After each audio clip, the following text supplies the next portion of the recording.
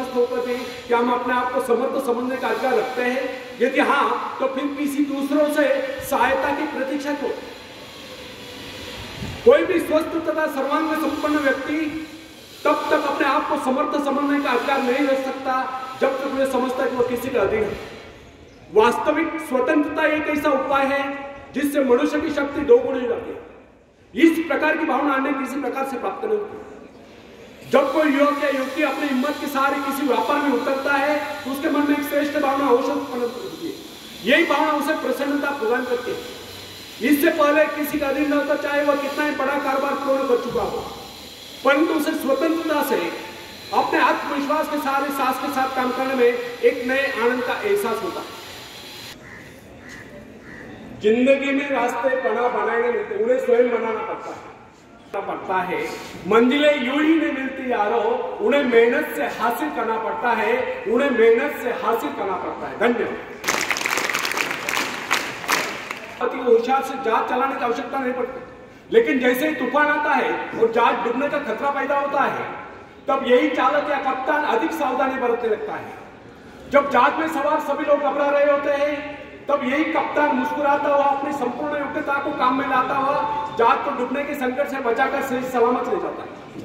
वास्तविक ऐसी योग्यता की परीक्षा दुख और संकट के समय में होती है।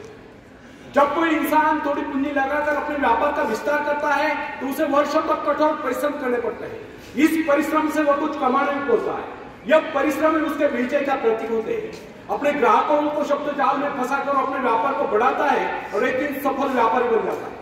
बाद में छोटे मोटे कारोबार संकट उसका कुछ नहीं बिगाड़ पाते। जो लोग इससे पहले उसे कम पूंजी वाला समझकर उसका मजाक उड़ाया करते थे, आज वही लोग उसकी सफलता की प्रशंसा करते नजर आते हैं। इसे कहते हैं अपने हाथों अपने भाग्य का निर्माण, आत्मशक्ति का चमत्कार। फ्रेंड्स, जिसके पास धन की शक्ति हो उसे शिक्षा प्राप्त करके या विद्या प्राप्त करके आत्मविकास करने का अवसर कहां है? वह तो धन की शक्ति पर निर्भर रहकर नहीं सोचता था मैं चाहूं तो विद्वानों को खरीद सकता हूं। लेकिन फ्रेंड्स, जो विद्या प्राप्त करना सबसे जरूरी समझता है वह रात रात भर अध्ययन करता रहता है, क्योंकि उसे पता है कि उसका कोई सहारा नहीं है। सहारा बनेगा तो उसका अपना स्वयं का ज्ञान। फ्रेंड्स, जिस आदमी को पता हो जाता है कि उसे बाहरी सहायता मिलना बंद हो गया, वो या तो अपने पांव पर खड़ा हो जाएगा, गिर जाएगा। वास्तविक उस समय उसे बहुत ही कठोर परिश्रम की आवश्यकता महसूस होती है और सफलता के कलंक से बचने के लिए उसे अपने व्यक्तित्व की रक्षा करनी चाहिए। ऐसे लोग अपने आत्मविश्वास की शक्ति के बल पर दिन रात कड़ी मेहनत करते हैं और सफल हो जाते हैं। इसकी मनुष्य के सपने में भी आशा नहीं होती। वो स्वयं सोचने लगता है कि मुझे इतनी सफलता कैसे मिली। वास्तविक ऐसी शक्ति हर इंसान के भीतर छुपी होती है, परंतु वो उसे पहचान नहीं पाता। जैसे वो संकटों से गिर जाता है, वैसे ये शक्ति बाहर निकल कर उसकी सहायता करने लग जाती है। जो काम इससे पहले वह संभव समझ रहा था, वही काम पूरे हो जाते हैं।